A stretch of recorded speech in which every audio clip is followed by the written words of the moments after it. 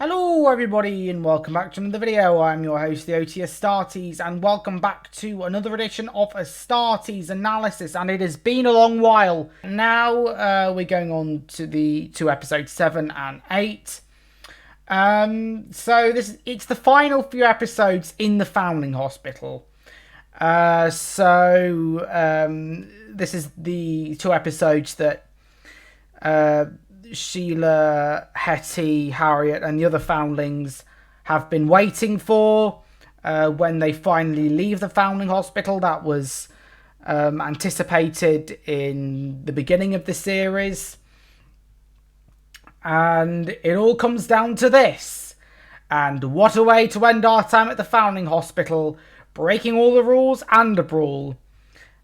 And it was after this moment where the show fell off. And you'll see exactly why as you watch this. So, let's begin. Season 3, Episode 7. The Foundling's time at the hospital is coming to an end. The others know what lies ahead for them, all apart from one Hetty Feather.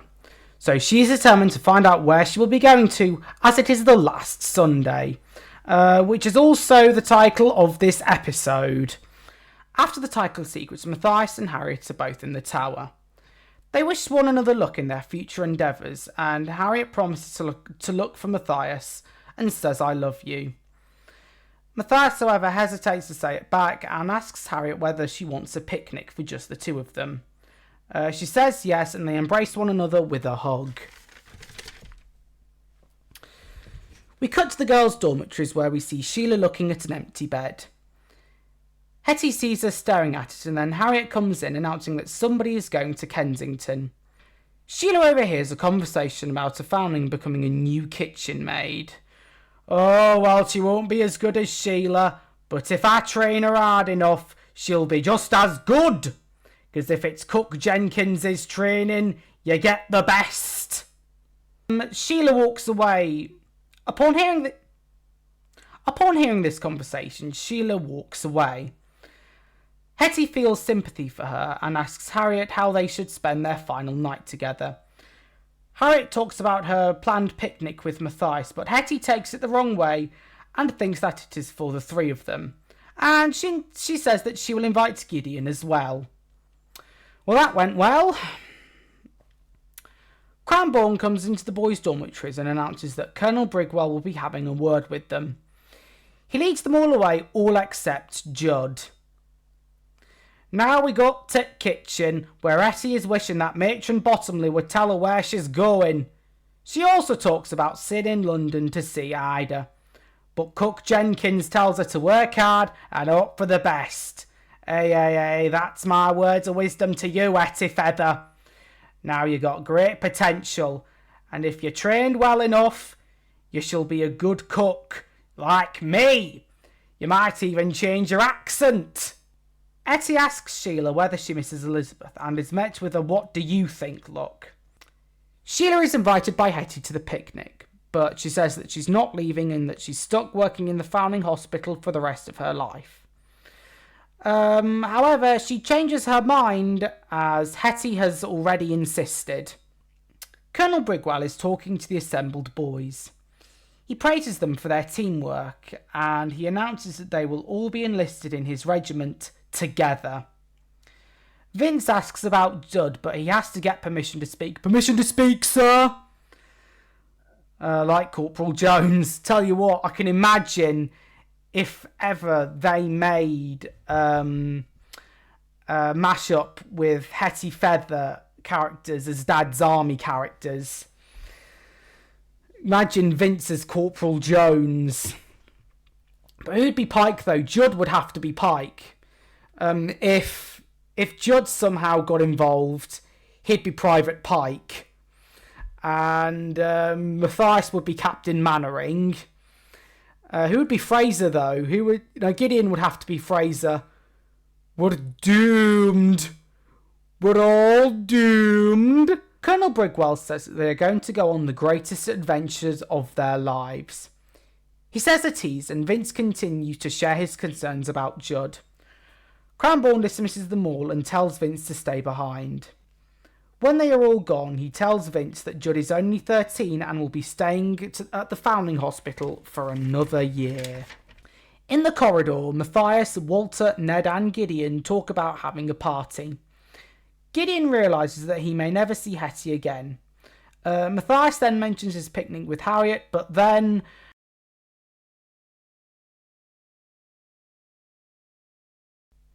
it's worth noticing in this scene that Vince is standing all on his own as well. Judd is sitting in the dining room. He is worried about what will happen to him. A few guests start to come in and Colonel Brigwell asks if Matron Bottomley is making many false accusations, like she did in the last episode. The other boys start to come in and Vince refuses to sit with Judd after he saves him a seat. He goes off to see Walter instead and tells him that they will all stick together. Matron Bottomley is counting her money when Mr. Bronston comes in. He says that Mr. Grace has been arrested and fears that he will tell the police about their partnership, and he mentions and includes Matron Bottomley selling off Blanche. He says that they must work together, and Matron gets out the book despite being told to destroy it. She says that it is for insurance policy, and she says that she will hand him the book only if he gets her on a boat to New York. At lunch, Hetty serves Gideon his food. She notices that he's feeling a bit tense, and Gideon says that he's fine. As Judd goes up to be served, Matron Bottomley comes in late and apologises for what had happened last episode.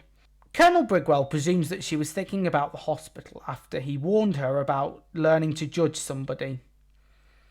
After that, he explains that a couple are coming, called Mr. and Mrs. Calendar. Meanwhile, Hetty asks Cranbourne if Gideon is okay. He reassures her that her brother will work hard and that he has no choice in joining the army. He also says that the boys will look after him and that Gideon is a brave and resourceful young man. Also in that room, Nurses Winterson and Macclesfield talk about what happened with Constable Clark. Macclesfield warns that if Matron Bottomley finds out about this, then there will be chaos and that she is risking everything. Winterson says that she loves him and Macclesfield is most displeased by this. Judd asks Vince what Brigwell had told him. He is hesitant, and Judd asks others what is wrong with him. Ned attempts to grab Vince's attention. They continue to do so until he snaps that Judd is 13. Matron tries to intervene but is stopped by Colonel Brigwell. Vince explains to Judd that he is staying here. It is at this point that the Calendars make their entrance, George and Rosamund. Now, Matron Bottomley and Rosamund recognise each other.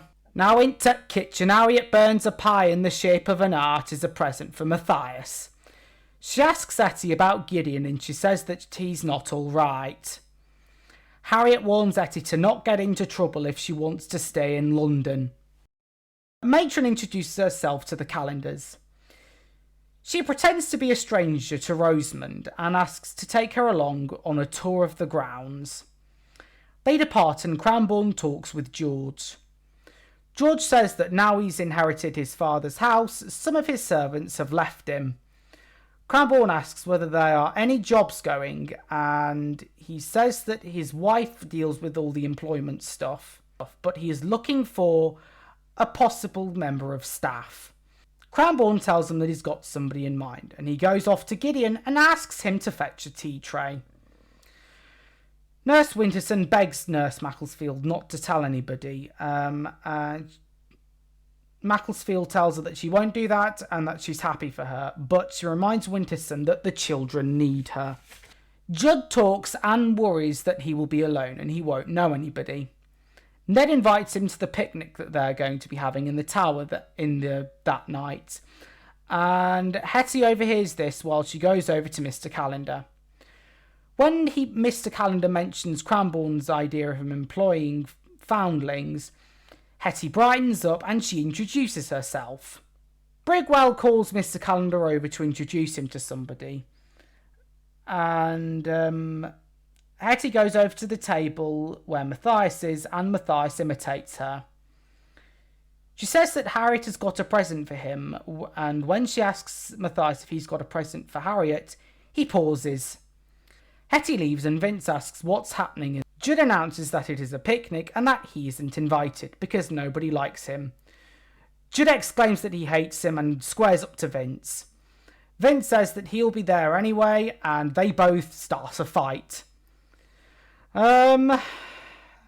Outside, Nurse Winterson walks in the corridor and is called over into another room. It is Constable Clark. Meanwhile, Vince and Judd are both getting restrained and chaos erupts. Chaos has erupted and Mr. Calendar comes over to try and help. But Gideon accidentally elbow smashes him and Matthias has Vince in a half sleeper hold. Yeah, he could go for the full sleeper hold or even the coquina clutch, which I'm no MMA expert, folks, but I watch a lot of pro wrestling, and some people who I really like have MMA influenced movesets. So he could put him in the coquina clutch, or at least the full Nelson or the sleeper hold, depending which variation you're on about. But the king of the sleeper hold is Roddy Piper. Matthias punches Vince and Mr. Calendar decides to go back on Cranbourne's idea. I love how in this scene Hetty is yelling at Vince to stop, and as Gideon comes in he hands Cranbourne the tea tray and Cranbourne looks so comedic in this shot. He's like, why have you given me this? What's happening? But anywho, Mr. Calendar goes back on Cranbourne's idea. Outside, Matron Bottomley and Rosamond are walking in the garden. Matron tells Rosamond that she has done well. It is revealed that Rosamond and Matron Bottomley were both raised in the same workhouse. She tells Matron that she fell in love with Mr. Calendar. And after a brief pause, Rosamond says that it was always about the money. Matron claps back by saying that money doesn't have the power to hurt people, unlike love. She also tells Rosamond that she needs help, and she recounts that she's always helped her in the past. And she also asks if they could be friends again. Matron asks to be invited to a party, but then guesses not because Rosamond doesn't want to be reminded of who she was. Rosamond then gives Matron Bottomley her necklace, and she says that she never wants to see her ever again. Matron walks away and hopes that George will make a generous donation. Meanwhile, Nurse Winterson tells Constable Clark that Nurse Macclesfield saw them kissing and that he shouldn't be there, but Constable Clark says that he needs to see Winterson.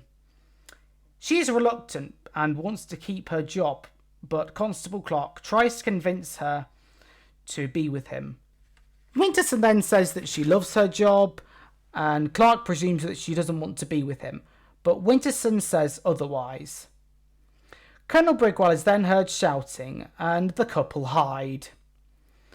Colonel Brigwell gives the boys a stern talking to and doubts that they belong in the Queen's artillery. Cranbourne sternly tells them to wait there, and he walks off. Winterson and Clark are both hiding behind the chalkboard. Now into kitchen, where Hetty is explaining how events had unfolded. Harriet asks if Matthias is okay, and Hetty says yes. But she carries on anyway with the story. Cook Jenkins intervenes and tells everybody who is present that we should all work together, like I did in Yorkshire. She then talks about there being a problem with the world, and she then talks about how they are all treated like dirt for those above us. And then she keeps telling them to work together. And it's an hard life out there. Trust me on that. She then takes two of the foundlings away, leaving Sheila, Hetty and Harriet to eat some of the biscuits that are in the bread bin. In the boys' classroom, Matthias is frustrated with Vince and sarcastically thanks him. Nurse Winterson and Constable Clark are still hiding behind the chalkboard. She then peeks as Matthias asks how he's going to get Harriet a present now. Judd offers some food, which he stole during the brawl. Everyone then laughs. But Vince tries to cover up his smile and he goes back to frowning. Meanwhile, Hetty, Harriet and Sheila are in the kitchen. Sheila says that at least the boys have each other. Hetty looks to Harriet, who then invites Sheila to the picnic. Sheila points out that Hetty had already invited her, and Hetty then tells Harriet that Judd is coming as well.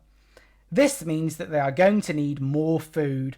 Oh, well, if it's your last day here, you should cook as much food as you need. See if my skills are paid off. Harriet asks whether Gideon is in trouble, but Sheila thinks that he will be fine, and then goes on to say that she thinks that he's quite handsome. Harriet then tells Hetty that it's not just Matthias that she'll be missing, and Sheila implies that maybe the two of them will see each other again. As Harriet is going to America, she doesn't know where she will be. They hug and invite Sheila to join in with the hug as well. Meanwhile, Matthias is afraid to tell Harriet that he loves her. Ned suggests that he writes a letter to her as a present. Clark and Winterson both hold hands as he says this. Walter then spots Rosamund walking on her own. Vince jokes that she's probably looking for Gideon after he hit George.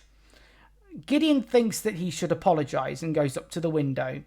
He opens it up and he escapes with much discouragement from his peers.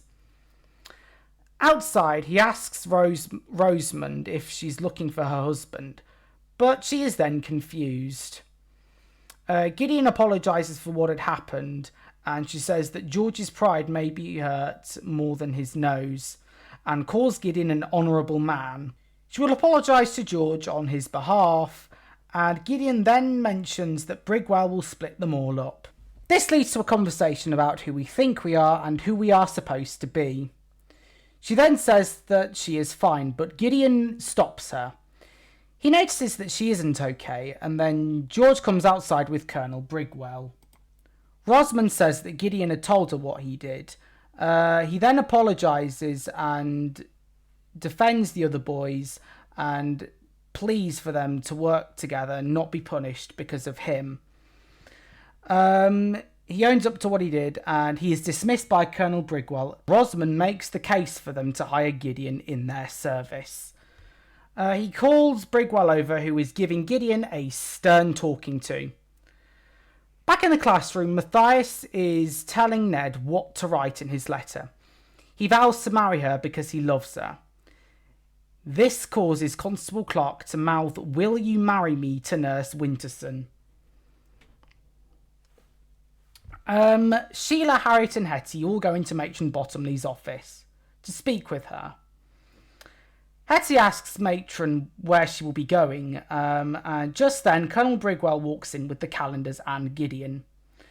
Matron says that she is honoured to have so many guests. Brigwell says that they will have to amend the paperwork, as he says that Gideon wants to be in service with the calendars, as does Rosamund. You can tell his disappointment that he doesn't want to be in the army. Matron accepts this offer and George says that they could do with another foundling, to which Matron also accepts, but she points to Sheila instead of Hetty. Sheila is lost for words and accepts. That night in the tower, Harriet is reading Matthias's love letter. They both hug and the picnic is well underway. Judd tells Vince that he will miss him. Gideon wishes that Matthias didn't have to join up with the army, but he says that he will still be able to see the world. Sheila goes over to Harriet and asks if she's happy.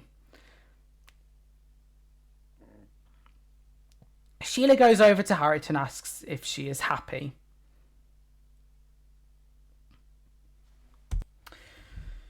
Sheila goes over to Harriet and she asks whether Sheila is happy or not. Sheila says that she feels bad about what happened, but she can't stay at the Foundling Hospital forever. She asks Hetty if she is okay, and Hetty explains that this was her one chance to be with her brother and Ida, and that's been taken away from her. Hetty apologises to Harriet and feels the need to find out where Matron will be sending her, so she leaves the tower and runs through the corridor and is nearly spotted by Cranbourne. Matron comes along and wishes him good night. He then hears laugh. Sheila goes over to see Harriet and is asked if she is happy. Sheila then goes over to Harriet and she is asked if Sheila goes over to Harriet and she is asked if she's happy or not. Sheila goes over to Harriet and is asked whether she is happy. She feels bad about what happened, but she says that she can't stay in the foundling hospital forever. Sheila then goes over to Harriet and she is asked if she's happy. Sheila says that she feels bad about what happened, but she can't stay at the foundling hospital. She then goes on to ask Hetty if she's okay, and Hetty explains that this was her one chance to be with her brother and Ida, and that's been taken away from her. Hetty apologises to Harriet and she feels the need to find out where Matron will be sending her. She then leaves the tower and then runs through the dark corridor. She's nearly spotted by Cranbourne, and Matron Bottomley then comes along, wishing him a good night. He then hears laughter coming from somewhere and goes off to investigate. Matron is in a separate corridor. Matron then goes back to fetch Mr. Bronston. Matron then goes back to guide Mr. Bronston into her office. In the tower, everybody is having a laugh when Cranbourne comes up. Now, they expect to be yelled at, but Cranbourne smiles at them and he goes back down. Mr. Bronston gives Matron Bottomley her ticket to New York. She opens the safe and Mr. Bronston asks where all that money came from. She says that it is all for the roof repairs. And he then says that he is...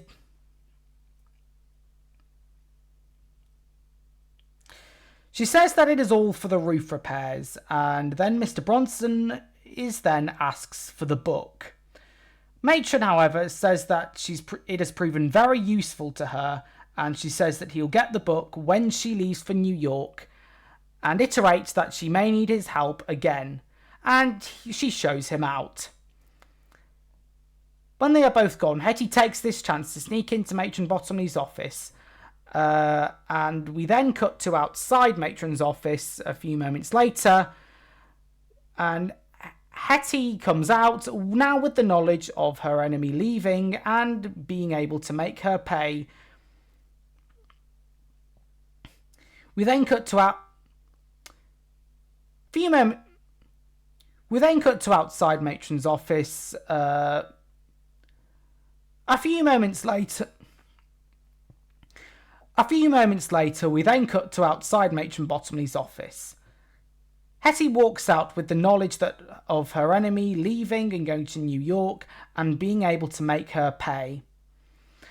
We end with a shot of Matron Bottomley in a dark corridor holding a candle. Gideon wishes that Matthias didn't have to join up with the army, but he says that he will still be able to see the world. Sheila then goes over to Harriet and she is asked if she's happy. Sheila says that she feels bad about what happened, but she can't stay at the foundling hospital. She then goes on to ask Hetty if she's okay, and Hetty explains that this was her one chance to be with her brother and Ida, and that's been taken away from her. Hetty apologises to Harriet and she feels the need to find out where Matron will be sending her. She then leaves the tower and then runs through the dark corridor. She's nearly spotted by Cranbourne, and Matron Bottomley then comes along, wishing him a good night. He then hears laughter coming from somewhere and goes off to investigate. Matron then goes back to guide Mr. Bronston into her office. In the tower, everybody is having a laugh when Cranbourne comes up. Now, they expect to be yelled at, but Cranbourne smiles at them and he goes back down. Mr. Bronston gives Matron Bottomley her ticket to New York. She opens the safe and Mr. Bronson asks where all that money came from. She says that it is all for the roof repairs, and then Mr. Bronson asks for the book. Matron, however, says that it has proven very useful to her, and she says that he'll get the book when she leaves for New York, and iterates that she may need his help again, and she shows him out. When they are both gone, Hetty takes this chance to sneak into Matron Bottomley's office. A few moments later, we then cut to outside Matron Bottomley's office. Hetty walks out with the knowledge of her enemy leaving and going to New York and being able to make her pay. We end with a shot of Matron Bottomley in a dark corridor holding a candle. Series 3, Episode 8. It is the night, and Hetty is awake writing her journal. We then cut to Matron Bottomley, who is looking at the ticket to New York City that Mr. Bronson gave her. She puts it in the book with all the data and looks at the suitcase. We cut back to Hetty blowing out the candle and narrating that Matron Bottomley had something far more treacherous in store for her. After the title sequence, Hetty is woken up by Matron Bottomley, who says that there is a carriage waiting for her.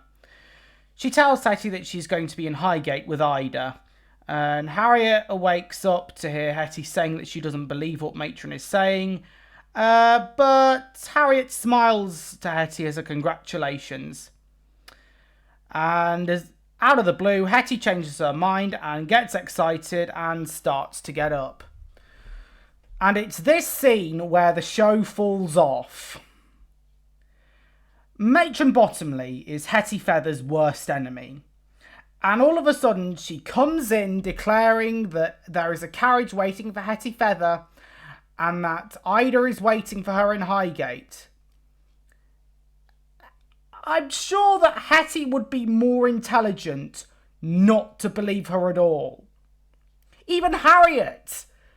Heck, why does Harriet suddenly believe what Matron is saying? Meanwhile, in the boys' dormitories, Matthias makes a speech telling everybody to break as many rules as possible. Nurse Macclesfield comes in and orders them to get to the chapel as Cranbourne needs help to set up for the farewell service, but also warns that even though it's their last day, there is to be no tomfoolery. Nurse Macclesfield walks out, and on her back there is a picture of a donkey. You absolute donkey! What the hell is this? This is raw! It's raw! Imagine this crossover episode where Cook Jenkins faces Gordon Ramsay. Oh, I don't like you, Gordon Ramsay. I prefer James Martin. With his sweet eyes. Oh, those glistening eyes of his. And that handsome smile of his. In the girls' dormitories, Hetty is saying farewell to everybody. She hides her journal and she hugs Harriet. Sheila tells her not to keep Ida waiting in a cheerful manner, and Hetty hugs more foundlings and departs with Matron. Just as they're out in the corridor, though, she says that she'd left her bonnet in the dormitories, and Matron tells Nurse Macclesfield to accompany her. When Hetty is gone, Nurse Macclesfield talks about her excitement and the anticipation in going to New York. Macclesfield goes off again, and Matron spots the donkey picture, but is ignorant towards it. Hetty goes back to the dormitories to look for Harriet and to tell her something. Hetty puts on her bonnet and Sheila asks Hetty what she wants to talk to Harriet about. Sheila informs Hetty that her friend is in the laundry room. Hetty is suspicious. Oh, so now she's suspicious about Matron. Really? You couldn't have just said that in the opening moments of the episode? Hetty is suspicious towards Matron having money and tickets for America. Sheila thinks it's for Harriet, but Hetty says that it doesn't explain the money. Nurse Macclesfield hurries her along. Hetty tells Sheila that she needs to do something, but Sheila says that Matron is not her concern anymore, and advises Hetty to be with Ida. With some ushering from Nurse Macclesfield, Hetty then leaves. Now into kitchen, Cook Jenkins comments on Constable Clark pacing round, wearing out that floor. Well, before you know it, if he wears it out even more, there shall be rats coming out of the floorboards like a few seasons ago. And that were hard to deal with.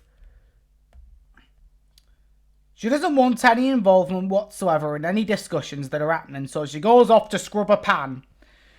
Winterson then goes over to Clark, who is in need of an answer to his proposal in the last episode. She says that she should be with the children. By right you should be, not with that Constable Clark person. And reiterates that they need her after Constable Clark talks about making a home with her and a family. They both say goodbye after Winterson gives him a reality check.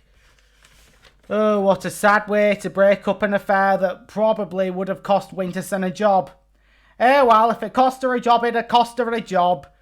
And at the end, Nurse Winterson did the right thing. By gum. Matron Bottomley takes Hetty down a dark corridor and is led into the linen cupboard. Hetty's about to get changed when Matron tells Hetty that she knows that she found her ticket to America and the money that she had stolen. Hetty asks what's going to happen to her, and Matron replies by telling her that she will live out the rest of her miserable life in a mill. Hetty promises that she won't tell anybody, but Matron points out that she continued to defy her, so she heads off to pack her suitcase. Hetty attempts to beat Matron to the door, but is then pushed back to the floor and the door is locked. Back to the chapel, the boys are running around the place until Cranbourne stops them. He announces that an officer will be collecting them after the farewell service. As Judd is going to be left behind, he is going to be volunteering in the kitchen. Oh, wow! Thank God we've got some men in the kitchen. We can teach them how to make good bacon and eggs.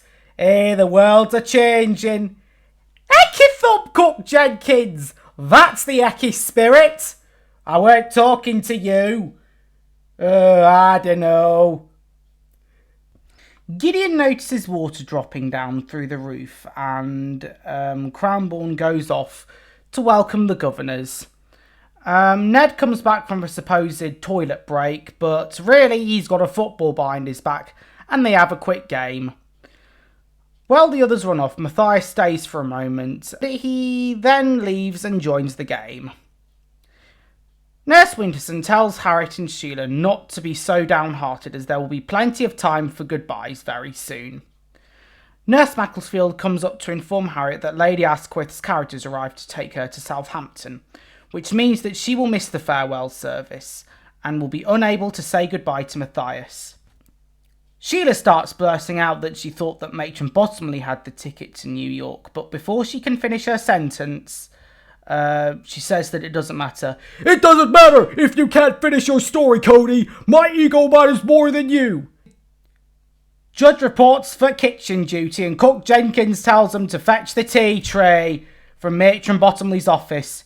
He goes off to carry out her command when Matron comes in to ask her to get the butcher's carriage within the next hour and asks if they could keep this between themselves. Matron also says that Mr. Bronson will be also coming along to collect a package from the linen cupboard and that the key is on the shelf. Now, I believe that this is the last appearance we have of Cook Jenkins, which is a shame, really, because she were my favourite character in this series. Oh, but so they kicked me out, so who's going to replace me? Ecky-thump-yaz! We're the new stunning and brave chefs! Ecky-thump-yaz! We'll show these men how real women cook. Ecky-thump-yaz! That's not my trademark, that's someone else's. But I just thought of it as a joke because, you know, Jodie Whittaker is from Yorkshire and I thought, why not? Because the 13th Doctor's era is complete trash. So we might as well replace Cook Jenkins with someone who's complete trash. You what? Replacing me with her? Oh, you should get that blonde out of my kitchen and let a real Yorkshire woman deal with it. Heck, you thump! Looks like you need to be taught in stunning and bravery I'd have thought you'd be as stunning and brave as Hetty Thumpyas. Hetty is crying for help now that she is trapped within the linen cupboard. She looks out of the window to see Harriet going into a carriage. Outside, Harriet is having one last look around and sheds a tear as she goes into the carriage. From the linen cupboard, Hetty witnesses her friend departing in tears. And Hetty also calls out for Harriet during this scene. Judd goes into Matron's office to fetch the tea tray. He takes a bite from a biscuit. Oh, naughty Judd! And sees Matron's suitcase. He opens it, but then Matron Bottomley returns. As Judd places his hands on the tea tray, Matron Bottomley orders him to take her luggage to the yard. Judd questions this order, but Matron Bottomley overrides Cook Jenkins' command, and Colonel Brigwell arrives with Cranbourne. Cranbourne notices Judd with the trunk, but Matron says that they are blankets. Judd waddles off, and Cranbourne says that the rest of the governors will be arriving soon. Matron tells him that she's feeling a bit under the weather, but Colonel Brigwell thinks that a good old sing-song will help her spirits. Matron wants a moment by herself when Nurse Macclesfield rushes in, but Matron leaves with Colonel Brigwell not far behind her. Macclesfield informs Cranbourne of the boy's misbehaviour, and Cranbourne notices the donkey drawing on her back and fetches it off. Outside, the boys are playing football.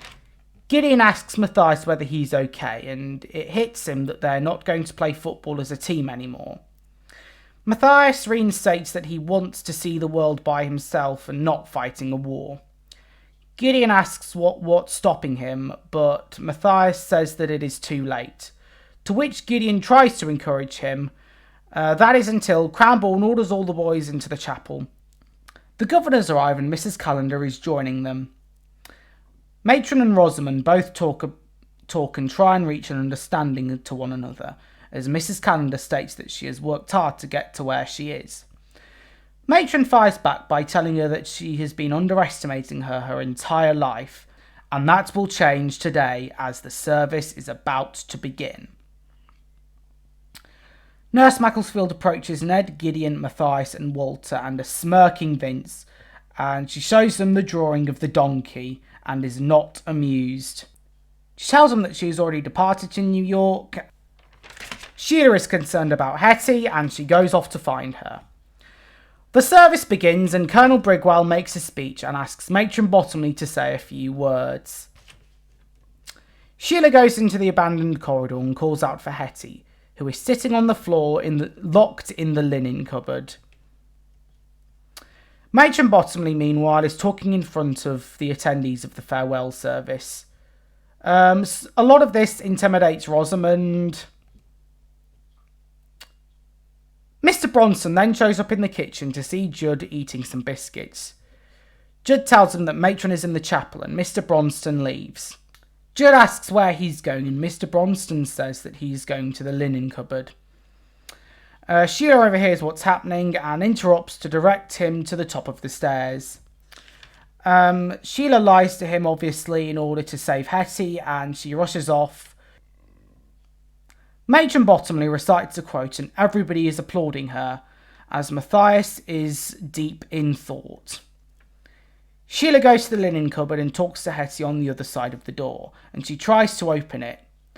Mr. Bronston ends up in the kitchen and then he turns back. This puts pressure on Sheila's attempts to open the door, and she finds the key on the shelf next to the door. Right! First of all, lock picking. Remember when Hetty managed to pick a lock successfully? Well, that doesn't happen here.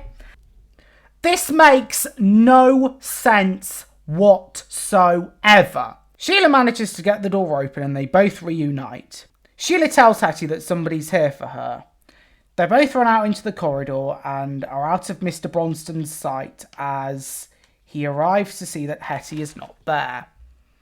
Sheila and Hetty go outside the chapel and promise to be enemies forever. You can see the mutual respect between these two. Like, they love to hate one another. Kind of like Optimus Prime and Megatron.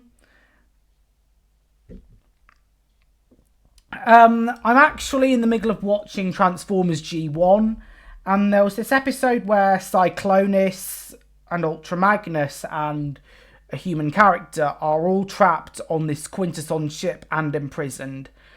And Cyclonus and Ultra Magnus... Retgar is in that episode as well. I forgot to say Retgar's in that episode. And they all work together in order to try and escape the Quintesson ship.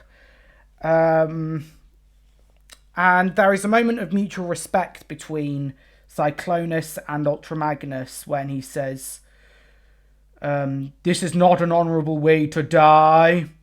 They both open the door and stop the service as Hetty declares in front of everybody that Matron Bottomley is going to go to America, and that all of the fundraising has been for Matron Bottomley getting away.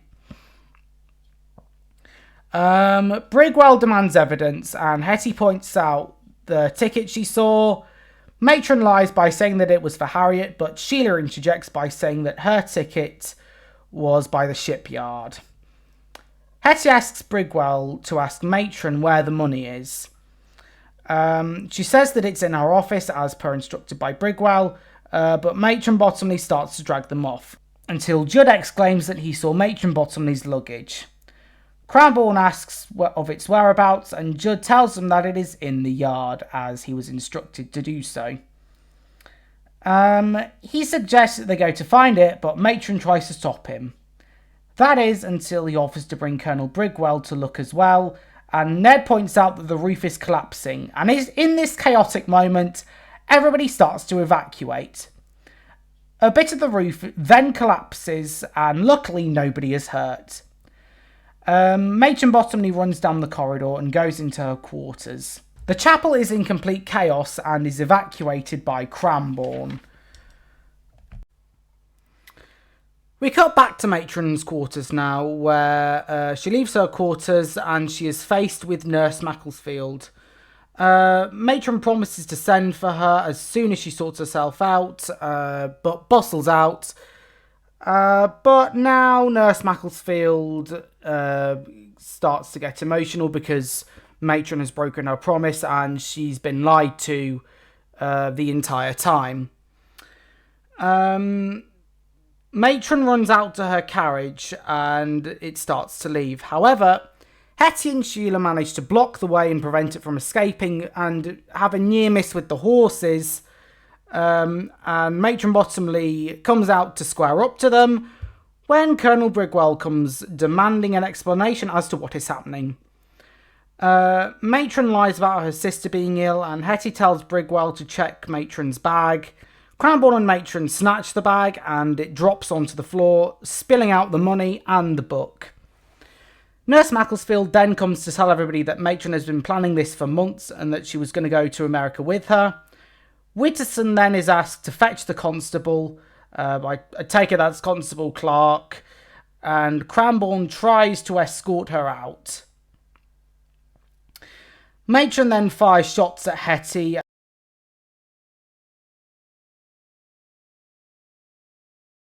Cranbourne is ordered to lock her in her own office until the constable arrives. You never know, it could be barricade. Matron Bottomley then starts to cry.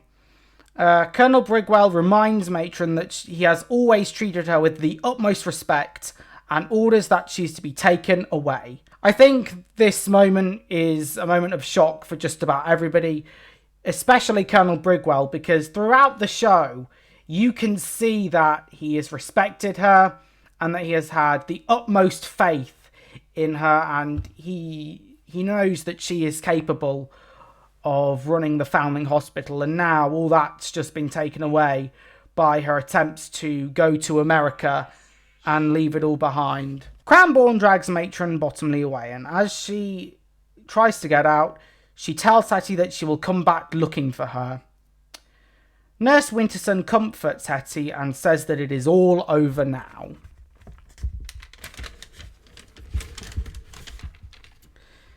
In the boys' dormitories, Walter announces that the man from the barracks has arrived. Ned tells everybody to meet up at St Paul's Cathedral in 5 years' time. They all try and form a lad circle, to which Vince is reluctant to join, but he eventually joins in, and they all put their hands in the middle and exclaim, "Brothers, battle brothers, for the Emperor."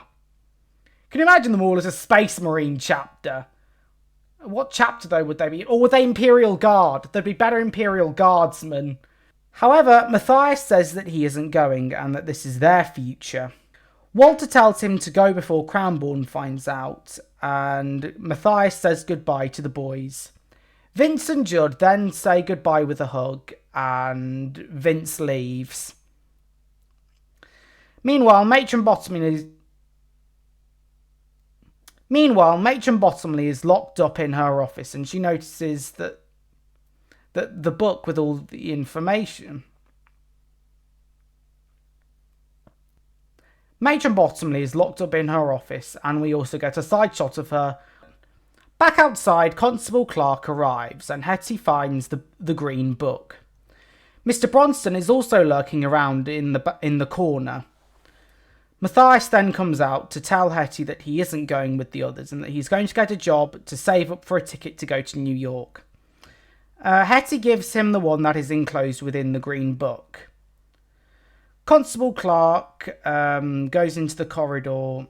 Outside Matron Bottomley's office, Cranbourne is keeping guard and sitting down.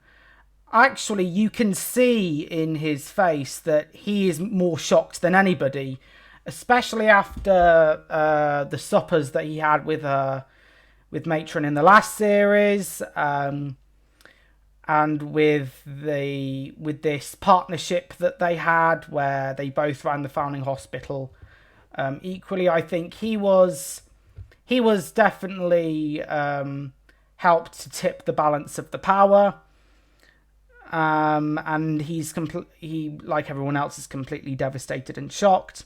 Constable Clark is outside Matron Bottomley's office to take her away. He is given the key by Cranbourne, who also hopes to see more of him, as he feels that some rules must be modernised. Massive red flag, folks. If you hear the words modern and modernised or modern audiences, it is a gigantic red flag, and you are not to partake or buy any product with the words modern audiences. So at the end of the day, Nurse Macclesfield comes up to make a start on the clean-up. Cranbourne stops her and says that he'll expect her to step up in Matron Bottomley's absence. She is flattered by this, and Cranbourne gets the broom and gives it to another nurse. Now we go over to the final scenes of the episode. So the carriage that will take Sheila and Gideon off to Calendar Hall is about to depart. Rosamund leads them both out when Hetty comes out to tell them what had happened with Matron Bottomley. Sheila starts to go off, and followed by Rosamund. Hetty and Gideon then say an emotional goodbye to one another. As Gideon and Sheila both get into the carriage and they're about to leave, Hetty comes forward and she begs to get a job with the Calendars. Rosamund accepts, and Hetty is going away to pack her things. Now we cut over to Southampton Docks, where Harriet is going aboard for her ship with the ticket to go to New York when she sees Matthias. They both reunite and get ready for their new lives together in New York City. I wonder if they will run into any mutant turtles while they're at it. Now we go back to the Foundling Hospital. So Cranbourne, Constable Clark and Winterson open the door to Matron's office, only to find that she has gone. Cranbourne spots an escape door that Matron Bottomley has walked out of, and this means that Matron Bottomley is now on the run. We end with Gideon, Hetty and Sheila being carted off to their new lives at Calendar Hall. I think that this is where the show fell off, because they made Cranbourne a bit too soft. I think that yes, he's not as strict as Matron Bottomley is, but he still needs a firm hand in order to make sure that everyone behaves. I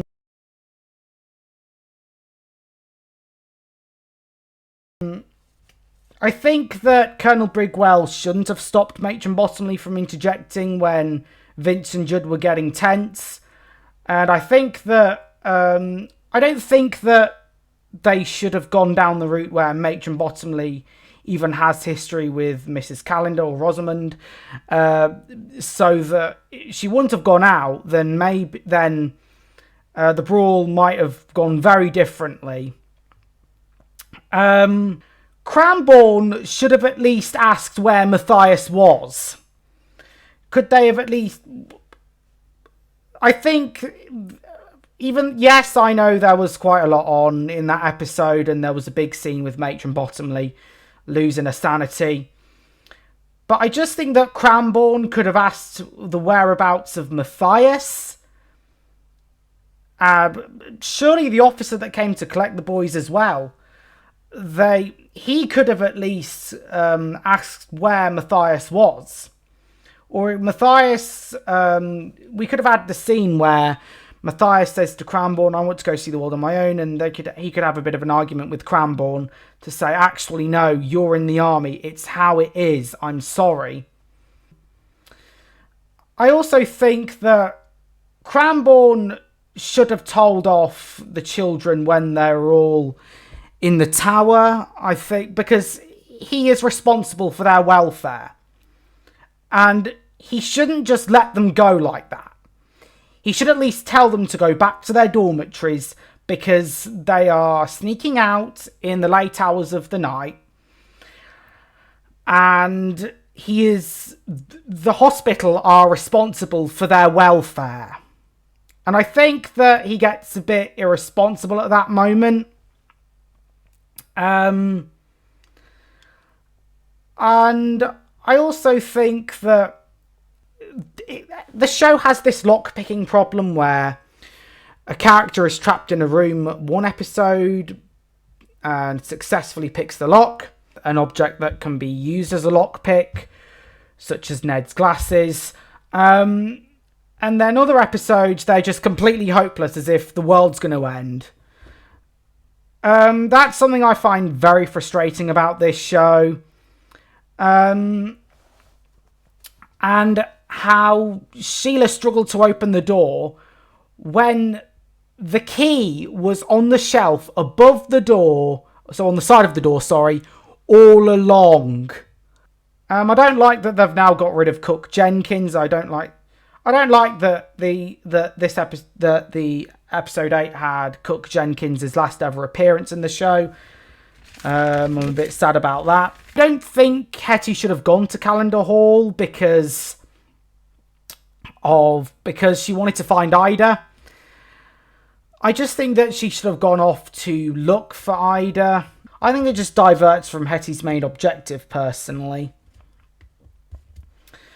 Now, these are the final 2 episodes where we see the foundlings together, and it is bittersweet.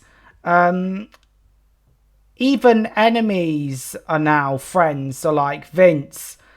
Vince has certainly changed now that he's leaving the Foundling Hospital, and he's got to leave his best friend Judd behind, which both of them are quite sad about. Now, and you can see that all of the boys now treat each other like brothers. And when all the boys are leaving, I like how they all leave one by one, because each of their characters felt more than just side characters.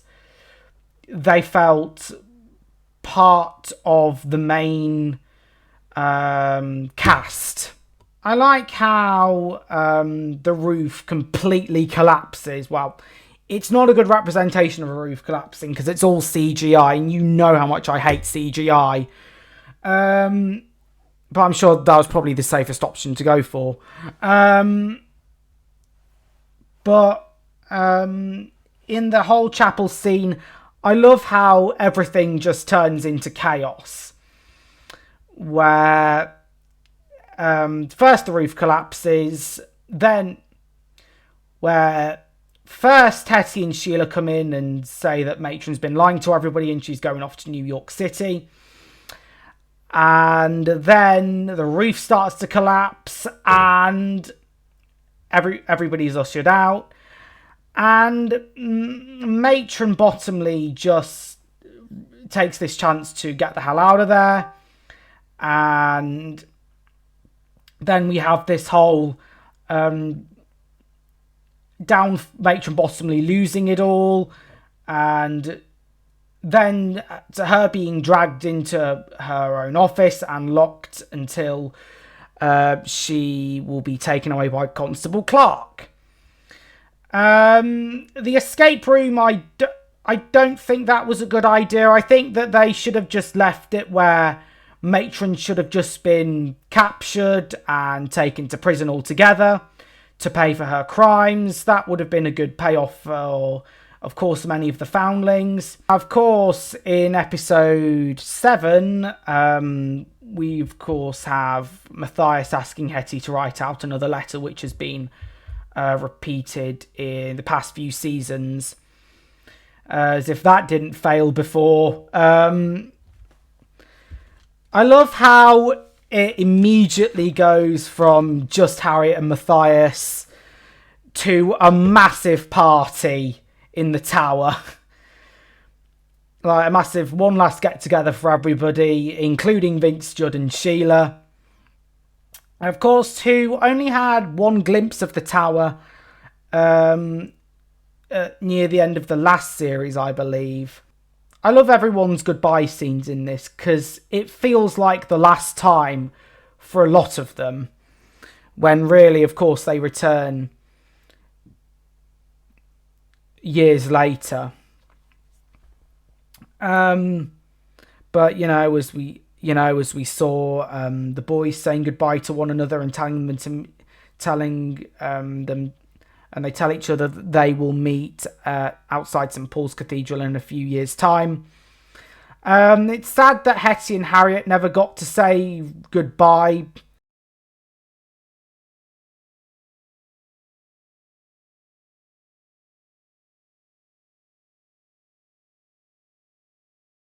As for Matron Bottomley, she just loses it all in these 2 episodes. I mean, I love how she just goes completely insane and everyone turns on her. This is when her kingdom starts to fall because at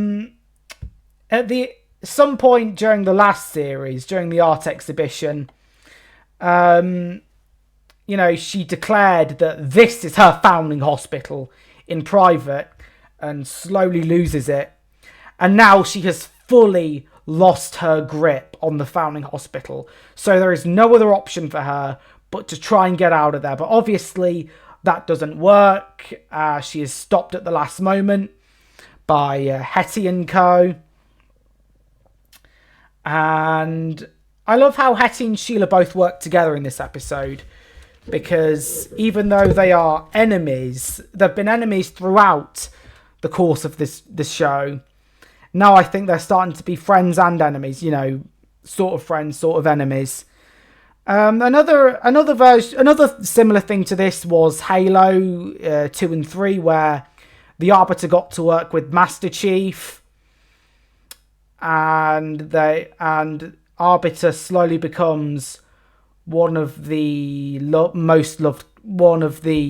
many loved characters throughout the original trilogy of Halo.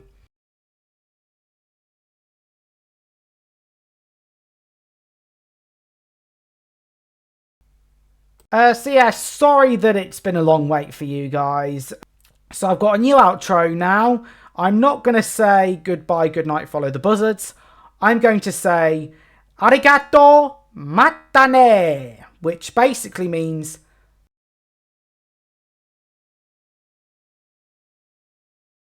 in Japanese. Yeah, I think the only wrestling I watch now is Stardom. I hope that Starlight Kid finally gets to win not the Artist of Stardom. Not the Future of Stardom. I forget what the white belt's called. Actually, I don't think that she'll win it now because of Rossi Asagawa leaving. See, I don't know what will happen next for Stardom and Rossi Asagawa. There are rumours that he's starting a new wrestling promotion. I'm surprised that no one else is covering this because Stardom is the biggest women's wrestling promotion in Japan and the world, basically. The wrestlers there, I think they outdo the WWE women's roster. I say that because their in-ring techniques are unique. They all have their own finishes. They are all innovative with their own moves.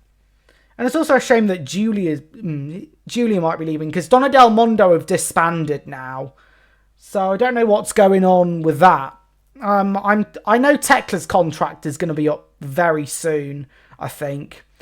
We've gone way off topic now, from discussing Hetty Feather to Japanese pro wrestling. So yeah, thank you very much for watching this video. I'd like to thank you, and I will see you all later. So, arigato, matane!